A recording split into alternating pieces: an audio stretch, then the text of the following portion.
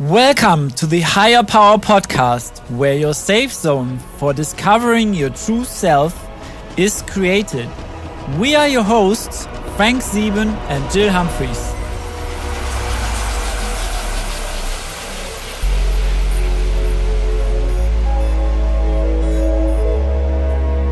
The topic of tonight's podcast is the first in a series of 3 on the subject of the effects of limiting beliefs, stress, anxiety in the mind and on the body.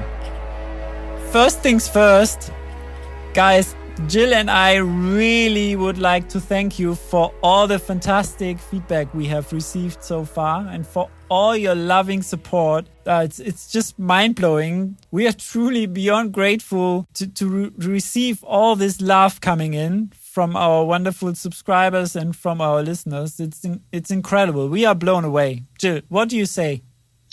Absolutely. The whole week we've had such lovely messages, and we are, as Frank's just said, beyond grateful for that. And we've got some incredible podcasts to release over the next 100 years. Yeah, that's true. And, we'll be talking about life events. We will be talking about things that really affect us and how we deal with them. And talking of that, Frank, why don't you let the listeners know the topic of tonight's podcast? Oh yeah, I would love to, actually. Let's reveal this. Let's dive right in. Tonight, we are talking about the scientific research behind fear, behind self-limiting beliefs, and behind anxiety. And together we will find out how the body reacts to these things. What does really happen to us when we are in a situation of fear, when we are in a situation of being stressed or just living in anxiety? It turns out that if you live a happy and fulfilled life, you actually live 7 to 10 years longer. Did you know that? That's incredible. It is incredible, isn't it? And that's come from, where's that piece of information come from, Frank? That piece of information comes from the Harvard Happiness Survey, actually. And it also reveals that if you live a happy and fulfilled life, you most likely suffer 77% less from heart disease. Wow, it's incredible. Oh, that blew me away. I know. So you're saying that if you're an optimist, you are 77% less likely to have a heart disease than if you're a pessimist? Absolutely, yes. Incredible. Absolutely incredible. Well, I've dug deep, as you know, into the science behind it, because the neuroscience side of things is something I have studied intensely over my lifetime. Oh, yeah.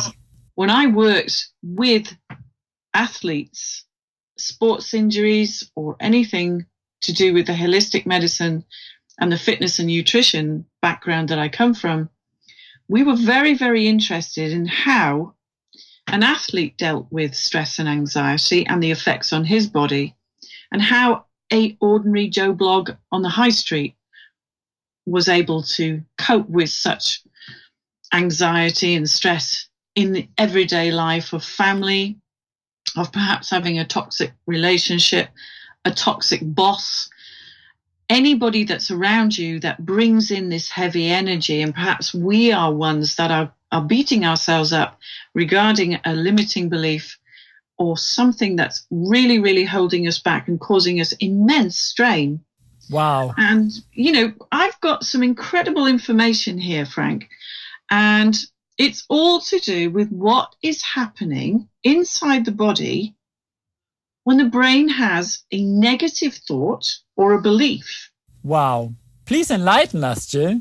I certainly will. So let's get down and dirty with these feelings and what they actually do to us. And some of this is absolutely incredible, to think that a thought can actually have such a vast effect on everything within the cellular body that we encompass as our organs and everything else.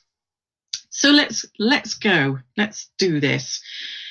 The brain actually triggers a threat when we go into a stress mode. The amygdala, which is the response area, which is our feelings, our emotions, and depression, that actually goes into a threat mode. So you can imagine if when we have an alarm going off, this is a red light flashing off and on. If you can picture this inside your own head, this is actually the trigger that's happening when we have these deep feelings. Now, what happens then is the amygdala immediately talks to the hypothalamus, which in turn talks to the pituitary gland, and then it communicates with our adrenal glands, which in turn starts to spit out these horrendous stress hormones. Oh, okay. I guess that's cortisol and stuff like this, right? Correct. Like cortisol, norepinephrine, epinephrine. Yeah. And then it turns on the stress hormones. These trigger the sympathetic nervous system. And in doing so, it sends us straight into the fight or flight mode. Now, cortisol is required, obviously, if we have a fear that comes up, like we're chased by something, we've got to get out of somewhere. The body automatically empties the blood from the stomach and it goes out into the extremities, into our legs or our arms, to make sure that we've got this power to suddenly take off or to suddenly do something from a state of just being calm and relaxed into a state of panic or something that we've got to do. So we need this enormous surge into the body to actually enable us to do this. And I'm sure you know what this feeling is, Frank. Frank, have you ever been in the fight or flight mode? Jill, actually, I've been in this freeze, fight or flight mode. Because when I was younger, I have been under severe personal attack. And I honestly thought my life is over. I thought that's it. And I couldn't move. I completely froze. And I became fully aware of everything around me. My muscles were tense, but as I said, I really couldn't move. I was sweating. And I was heating up, but I felt cold. And all I cared about was to save my life, actually. So I really wondered how I get out of this situation. Yeah. It's incredible, though, isn't it, Frank? I mean, you've just described something that was really personal and emotional to you, and we appreciate you sharing that. Because these are the actual effects that the body feels when we're either in a stress or we're in a situation where we feel out of power, where we're out of control. Absolutely. We lose our bodily functions in some cases as well, because living in this cortisol-fueled environment for that specific amount of time, the body will accept. Yeah. But in this day and age, 21st century, there is no way that we really need all this stress hormone to come to the fore, because we're not fighting off bears or we're not fighting off, tigers or whatever. So our survival is not under as much threat as it used to be. I see. But your description there was the limbic brain, which is our survival mechanism. Yep. And the limbic brain will give you every single piece of what you've described there. You've got your hormone stressors fully activated. All the blood has left your stomach.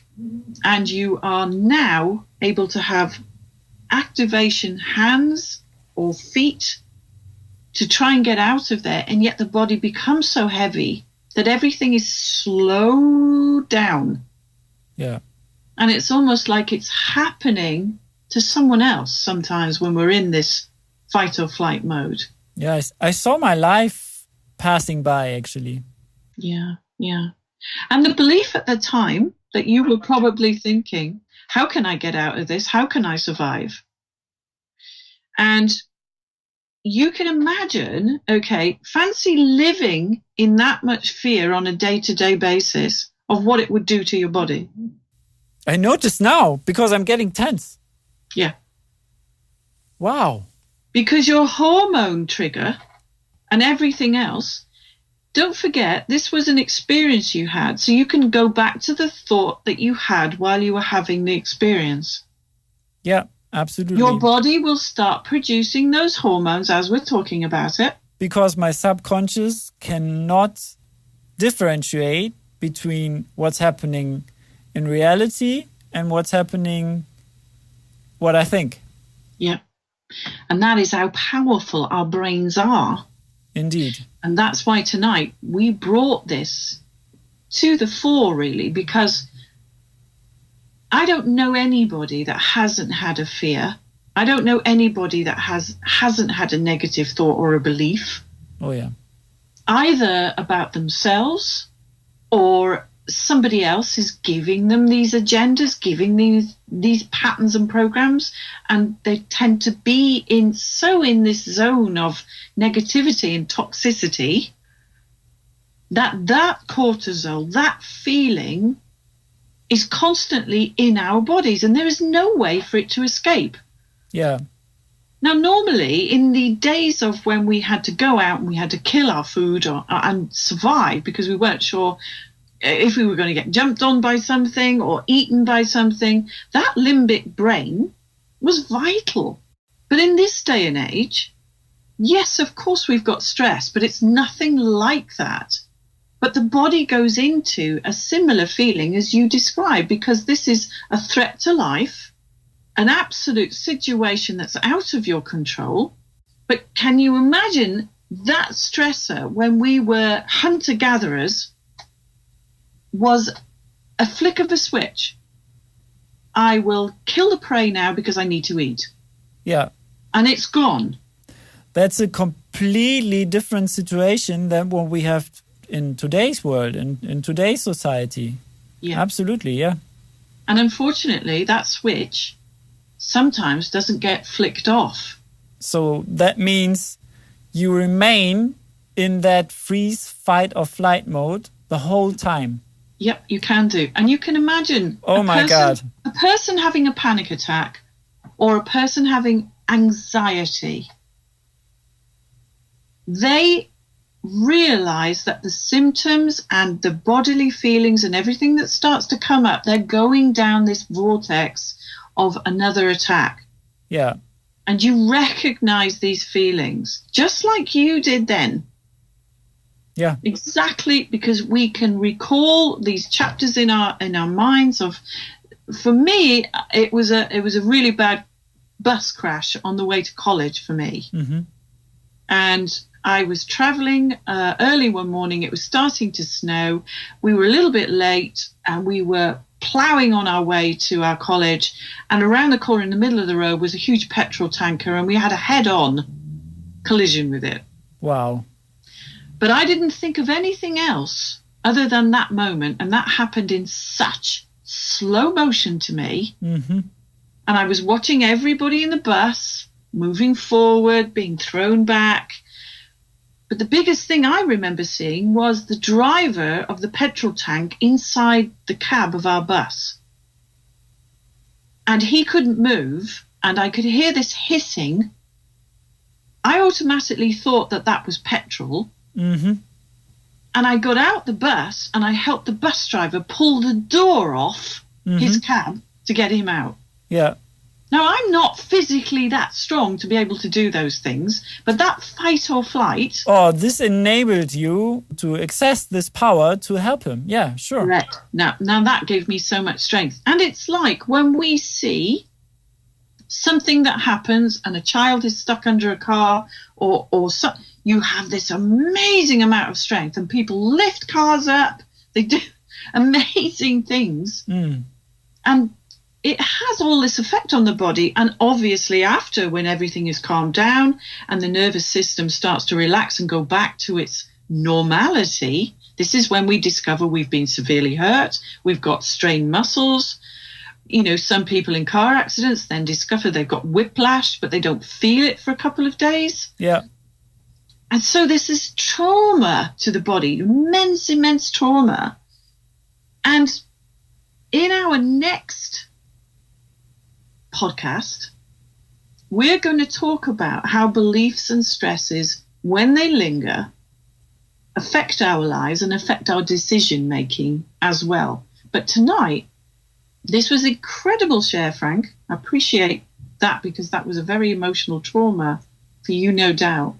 I actually, to be honest, started to feel the same way like I felt in this situation. Yeah. Although I have cleared it already and I have forgiven these people, but it just took me back there. Yeah. Well, I perfectly understand that, but that is the essence of what we're talking about tonight. How a lot of people with thoughts and stresses don't realize what it actually does to our body. Yeah. And I've just gone through all the process that this actually takes. And if you could imagine, this is like a machine or cogs that move. Suddenly, when we're changing gear, we're stepping up that gear to get prepared for something, all these bodily functions get triggered. Yeah. And we'll talk next week about the stressors, and we'll talk next week also how our daily lives affect our health and affect our body. That's going to be really interesting, I guess. Yeah. Well, tonight we got scientific with it, and you are living proof, Frank, as I am, that moment in time when our life was at risk, or maybe someone else's, like I wanted to help that guy because I suddenly got on my feet and I was okay, even though there was glass everywhere. There was this immense noise, and I can go back there sometimes and think, you know, and suddenly all this comes up into your chest. Those stresses are there. The blood leaves your stomach. You've got immense power. But sometimes, as you so rightly said, if your survival is there, you are frozen. Yeah. Because you're not in control of the next move you make, because you don't know what's going to happen to you. Thanks for sharing that story as well, Jill.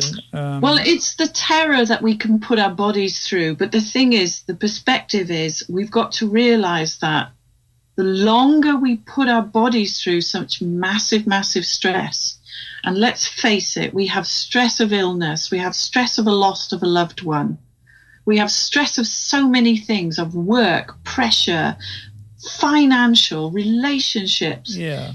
You can imagine what the body is actually going through. Yeah, this stress which is going to harm your body is just luring everywhere. Yeah, it's very true. But we must, after we talk about how this continues to stress, we're going to talk about some situations that keep repeating for us as well. So there is an end to this, we guarantee there is. But tonight we wanted to talk about the scientific proof that we've both discussed. Yeah. Of how our emotions affect our body so very deeply, and how some of these emotions become cellular. And although those emotions have passed, when we take our minds back to that chapter, just like we've done tonight with you, Frank, it's taking you there. Your body is experiencing all the triggers. Same ones. Yeah, exactly the same as when it happened. Yeah. Now, sometimes those beliefs can make you so fear-based. And if you'd like to share with us what happened after, regarding how long did it take you to regain your confidence after such an experience? Oh, my goodness. It took me, honestly, Jill, it took me quite a while to get away from this. But I still have situations coming up where all these triggers are activated. For example, because this guy who threatened my life wanted to empty out a cigarette in my eye. And he was close to do it, but he didn't. But still, I mean, if somebody lightens a cigarette and I see it, this picture comes in my head immediately. Yeah. And I can't escape for this moment because this picture is still there. Yeah. And does your body go straight into those feelings that you had, even though the reality of that is not, it is triggering it, but the reality is that's not really happening now. Absolutely. And even now that I'm talking about it, I notice again my chest is getting tight. Yep. It's just, but yeah, in this moment now, there is no danger. I mean, we are recording our podcast, but our brain has the capability to produce this. This is just incredible. Well, that is the limbic brain that we were born with in the hunter-gatherer days. Yep. Trying to say to you, let's go into survival mode and let's run away. Let's fight or flight. Absolutely. And wow. that incredible content tonight, Frank, incredible. And I appreciate you sharing all of these symptoms that you're describing when we've been under really acute stress and we get triggered into those emotions and those feelings when the hormones are spitting these stressors out again. That also is post-traumatic stress, when we suffer through a trigger and it takes us back to a memory or an emotion. That's exactly what happened to me just now. But guys, trust me, I'm perfectly fine. I've worked through this and I've done a lot of inner work. Don't worry about me here. But I think we shared some valuable content tonight. And to wrap this up, Jill, what do you say? Well, what I say is, thank you, Frank, for really going deep with the emotions there. And it just goes to show how we must respect the fact when memories and things come up, how they can make us relive a situation. And these situations can be helped terrifically. We're not trying to lay it all on you tonight, but the scientific proof is there. Two of us have been involved in various situations where the fight or flight took over. Thank God we both survived. Oh, yeah. But I am sure this is going to reach a lot of people out there, and for them to understand what actually happens to the body, the scientific side of it. And next week we'll be talking about how, when we live in this, how this affects the body. But then we'll also take you to how you can alleviate it and free up all these emotions that are actually inside, so they don't become limiting, they don't become self-sabotaging. Wow. Yeah. Actually, Jill, I don't want to miss out on that. No, absolutely not. So, Frank, all it remains for us to do is to thank all the listeners for joining us here again tonight on our very first extremely deep subject of limiting belief, stress and anxiety syndromes. And from me, it's good night. Absolutely, Jill. And I want to second that.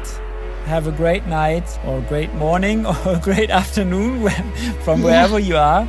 And we would love to welcome you back next week, same time, where your safe zone for discovering your true self is created. Spread the love. This call is a wrap. See you next week. Bye.